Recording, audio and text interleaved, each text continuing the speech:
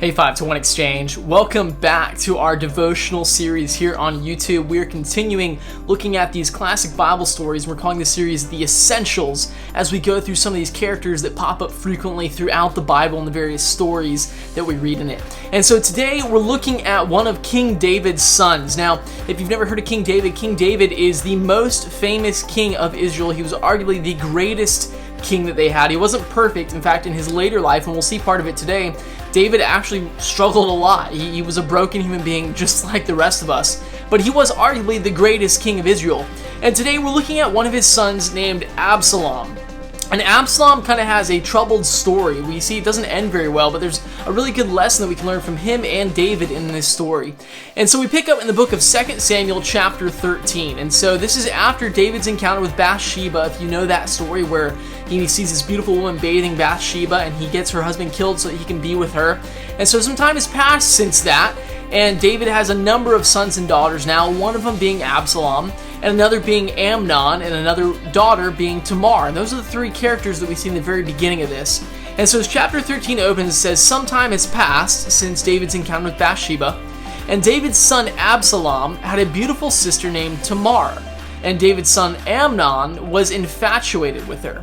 And so we see right off the bat that there are some issues here. Okay, we've got Absalom and his sister Tamar, and then we have this individual, David's other son, Amnon. Now, what's interesting to note when we look at this, these three aren't all related to one another perfectly. So what would have happened back then is King David would have had what's called a concubine, a group of concubines, a harem. He would have had a group of ladies that he brought in that were kind of like his wives that he would have children with. They lived at the palace, and so you would have a lot of princes and princesses, but they weren't all directly related to one another. Near ancient practices back then, when David brought in a woman to be his concubine, more than likely, if she had any relatives, they may have come and lived at the castle with her, in the palace with her as well. It was kind of one of the prestiges of being a concubine of the king. And so we see right here that Amnon is looking at Tamar, he's infatuated with her, and she's called his sister throughout, but we don't know the exact connection that Amnon and Tamar had. Obviously, they're related somehow through David. We don't know how far apart they are, though. So we keep going with this. So Amnon is infatuated with his sister Tamar to the point it says it makes him sick. He is absolutely obsessed with lusting after his sister Tamar. And so what we see right off the bat is the danger that happens when we obsess over something that we know is not good. All of us face that temptation each day. I'm one of those. I have the temptation every day to do things that are not good. And when we obsess over that, when we focus in on that evil desire, it grows and it affects us in truly incredible ways. Science has shown this, the way that your mind affects your body. When your mind is obsessed over something, it can have a physical effect on your body. And so Amnon is literally sick because he's obsessing over his sister Tamar. And so Amnon's friend Jonadab comes and is asking, "Why are you always so upset in the morning?" And he kind of tells him what's happening. And so his friend Jonadab, not a very good friend, tells him, "Here's what you can do. Go and ask the king to have your sister Tamar come and cook a meal for you in your room and bring it to you." And so Amnon says, "That's a great idea." He goes to King David, asking Tamar to come and cook me a meal. He says, "That's fine." And so Tamar goes and to her brother Amnon's, it would have been like an apartment, not really just a single room. He probably had like a sitting room, his own room, a washroom, in a palace. He would have lived very well. And so she comes, and we see there are other servants around, so she's cooking this meal. And when the meal's finished, Amnon orders all the servants out of the room and tells Tamar, "Come to the bedroom with me and feed me so I can lay in my bed and eat." Now we look at this and we're like, okay, red flag. This seems like a terrible idea. For them, it may not have been.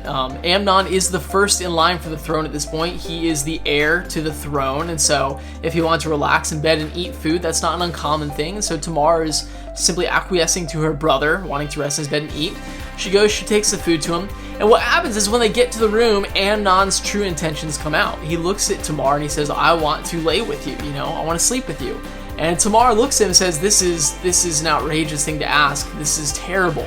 I'm your sister.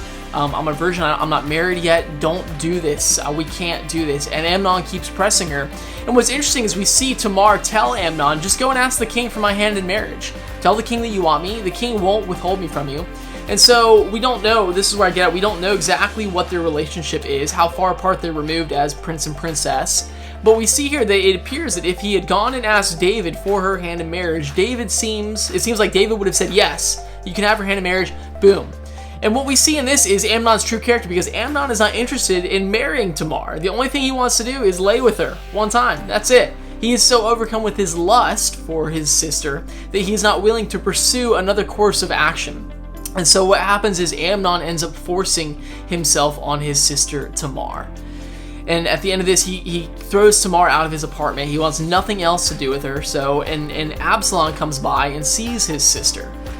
And Absalom looks at his sister, and we see this story just gets worse and worse. Absalom asks, did your brother Amnon force himself on you? She's like, yes. And he says, okay, well, don't do anything about it right now. Just hold it. Come stay in my apartments with me. I'll take care of you, and we'll go about this.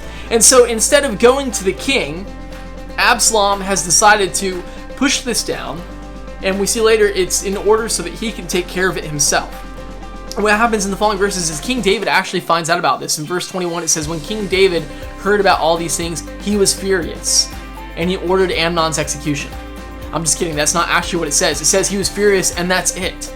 And so what we see here, David makes the situation even worse. He doesn't follow through and handle the evil and the sin that's taking place in his house. As far as we can tell from Scripture, he turns a blind eye to it. There is no interaction between Amnon and David. David doesn't come after his son, doesn't discipline him, doesn't punish him, doesn't even go to Tamar and reconcile with Tamar and make things right. It just says that he was furious. And then it almost seems like he sweeps it under the rug. And in our lives, guys, we have opportunities every day when something goes wrong, and we have this opportunity to just turn a blind eye. I hate it.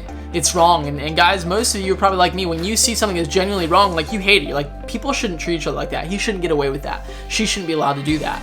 And instead of directly handling it, sometimes we just sweep it under the rug. Well, somebody else will take care of it. And sin works like an infection. When it's not addressed, it festers and it grows into something far worse and far uglier. And so David's furious about what happens, but he doesn't discipline his kids in this. And the situation sits there for a number of years. And so a few years pass by, 2 years to be precise, and Absalom decides he's ready to take matters into his own hands. And so he gathers a group of his servants at his estate. So each of the princes probably had an estate outside of the palace, kind of like their own house out in the countryside where they could go and relax, kind of like a summer home. So he's gathered his servants and he's planning a feast, and he goes to the king and says, King David, may you and all your sons come and feast with me at my estate. And the king refuses and says, well, there's too many of us, Absalom. It'll be too much for you to handle. We don't want to burden you. But why don't you just take your brothers? And Absalom seems to pressure David, come with me. And David keeps refusing. And so Absalom says, well, fine. Can I just take my brother Amnon and some of the other princes? And David relents and says, yeah, that's fine. So Absalom invites Amnon over to his apartment. Okay, now it's been a couple years. We haven't seen Tamar about this. As far as we know, sadly, Tamar's story ends very, very sad. She lives basically as a hermit in her brother's apartments. Because of their society, she is ashamed and disgraced about what's happened to her, and so she isn't willing to go out in public. So she kind of disappears from the story. Absalom is taking over now. This sin has not been addressed for 2 years now. This sin has just been festering in people's hearts. And so Absalom invites Amnon and some of the other princes over to his apartment for a feast. And while they're there and they're eating and they're drinking, Absalom turns to his servants and says, at this point, when I give you the signal, I want you to go and strike Amnon down. Kill him. And he says, don't worry about it. I'm the one giving the order. I'm the prince. If anything comes back, it comes back on me. And so when he gives the signal, his servants do it. They attack Amnon. All the other princes see what's happening. They think basically a coup is about to happen. Absalom's throwing all the princes out. So the princes flee from his apartment, and Amnon is struck dead. And the story just keeps spiraling out of control here. David is furious about Absalom, and Absalom's afraid that he's going to get in trouble for it, as he rightly should. It's not that Amnon didn't need justice done, but Absalom decided to take that justice into his own hands, which wasn't the right course of action. And so Absalom flees from David. And David's angry for a period of 3 years. Absalom's in hiding for 3 years. But even in that 3 years, David does not again go and discipline his son. And the sin keeps growing and keeps festering. And now there's not only a defilement of a young woman, there's also a murder of a young man that's compiled on one another. And in the midst of that, the family is broken apart. David and Absalom are not speaking. You can imagine the tension in their house. And so what happens, there's a whole nother section of the story we're not reading through right now, but Absalom comes back to Jerusalem at one point, and he does institute a coup. He overthrows David. David flees for his life because he's afraid that Absalom's going to rile the guards and hunt him down, and Absalom comes in, takes the castle, the palace, and institutes himself as king. And a period of time goes by, and David gathers some of his faithful guard, and they finally enter into battle with Absalom, and they're hunting Absalom down. And in another chapter, it describes Absalom as one of the most beautiful sons of King David, specifically the fact that he had this long, flowing, luxurious hair. Kind of an interesting point to note. But it is his downfall, because as we see in chapter 18, what happens is while Absalom is being chased by some of David's faithful guards, he is apparently on his horse running through a thicket of trees, and his hair gets caught in the branches of the tree, and it literally rips him off his horse, and he's hanging there by his scalp. And he's stuck, and the other guards come up on him, and David had given the order that if anyone finds Absalom, they're not to kill him. They were to bring him back to David.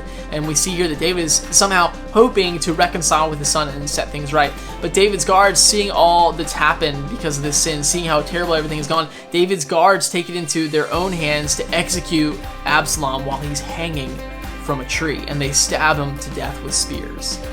And so we see this story. This story does not have a happy ending. This story just gets worse and worse and worse. Amnon rapes his sister. Absalom murders his brother. Absalom's murdered by David's guards. Like, it just keeps going and going and going. And when we read through this, what sticks out to me, guys, as I'm reading through this, is the fact of how deadly sin becomes when it's not addressed. When we take matters into our own hands in a situation, whether good or bad, and here's the important thing to note, desiring justice is not a bad thing. Desiring justice is actually a godly thing. That's a trait of God. God desires justice. God carries out justice. He carries out judgment. But because God is sovereign, He is the supreme ruler of everything, He is allowed to mete out justice. There's no limits on whether or not it's right for Him to mete out judgment and justice. For us, we're not in positions to really have the authority to administer justice and judgment. But that doesn't mean that we shouldn't desire it. And so we see that Absalom's desiring of justice was a good thing. The problem was Absalom took justice into his own hands and committed judgment on his brother Amnon. Instead of going to his father David and confronting David, you're not handling this. You're allowing this sin to continue instead of addressing it. It needs to be handled, and letting David then come in as the king who would have had the authority to acknowledge this sin and pour out judgment on it. And in my life, guys, when I don't acknowledge sin, whether it's sin in my life or sin that's been done to me, it does fester. I'll be honest, when somebody sins against me and I don't address it right then, and what happens is I stew on it.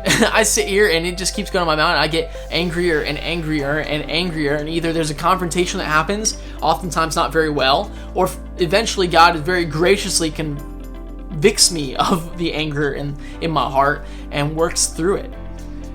And what's supposed to happen, though, is that when sin first rears its ugly head, we're called in Scripture to go to God first. God, here's what's happened to me, here's what I have done. And sometimes there is discipline that's needed. But every time I'm convinced of this, because I've seen it in my life, when I address sin early and up front, it doesn't mean there's no discipline, doesn't mean there's not something difficult that happens afterwards, but it is 1,000,000 times better than when I allow the sin to sit in the darkness and grow and fester into a parasite. Because that's when stuff like killing siblings comes about. That's when lives are ruined, and it just gets worse and worse and worse. At the very beginning, if Absalom or Tamar had just gone to David, and David had been faithful and a good father and addressed it, all this might have been avoided. None of the sons may have been killed. Judgment may have been poured out on Amnon. Tamar could have been restored somehow. David could have acknowledged her and provided for her if the sin had been addressed right up front. And what we see in this, guys, that doesn't change the pain of the sin. Tamar was still violated. Regardless of how it was handled, Tamar was violated. And that's true about some of our stories. Regardless of whether the sin is addressed or not, regardless of whether there's judgment, there is still a scar on me from what has happened to me. And handling things in this matter does not make it go away. And it's not easy to handle things in a God-honoring and a righteous manner when there's a scar of sin against us. And in those moments, I have to force myself a lot of times to remember Jesus, to think about the scars that Jesus took for me, that He has scars from sin literally permanently on His glorified body because of the sins that I've committed. And He thought that I was worth dying for. And He knows how sin and hatred fester in my heart, and He desires me not to sit there in that, to seek Him, to reconcile, to let Him carry out justice and judgment. Guys, my encouragement this week is if you're going through anything right now where you've been wronged, where you are in the middle of sin, where you see something wrong, don't sit on that by yourself. Don't sit in sin by yourself. I know it is terrifying to admit sin to somebody because you feel like they may judge you, there may be a huge discipline, they may leave you, but I promise addressing sin is far better than letting it sit and fester. And if you're in a position where you've seen something evil and you want justice, but you don't know how to do it, and so you're just going to let it sit, you're going to sweep it under the rug because you don't know how, don't do that. Find someone you trust and bring that to their attention. Call out sin, bring it to light. Scripture constantly talks about bringing sin to light is the only way to address it. It doesn't get addressed in the shadows of our heart. Guys, I love you so much. I know this is not an easy passage right here. Absalom is not a pretty character, although he is beautiful according to Scripture, but his character is not pretty. It is not a fun passage. But he does give us caution here about what it looks like when we allow sin to sit, hiding in the shadows of our heart. I love you. I'm excited to spend some time with you high schoolers tonight, middle schoolers. I had fun with you guys last night. I hope your week concludes well. I know everyone's kind of winding down with finals and the end of school. I'm looking forward to hopefully within the next weeks and month or so being able to finally get to interact and hang out with you guys once more. If you want to message us on YouTube, comment down below. Tell us what you think about this passage. I'd love to hear your thoughts. Or message us on Instagram. I'd love to know just what's going on in your life, how I can pray for you, what's going on day to day, things you're excited about, things that are not going so well. I'd just love to be a part of your life with that. And until next time, guys, I love you. Make smart choices, and I'm looking forward to talking to you soon.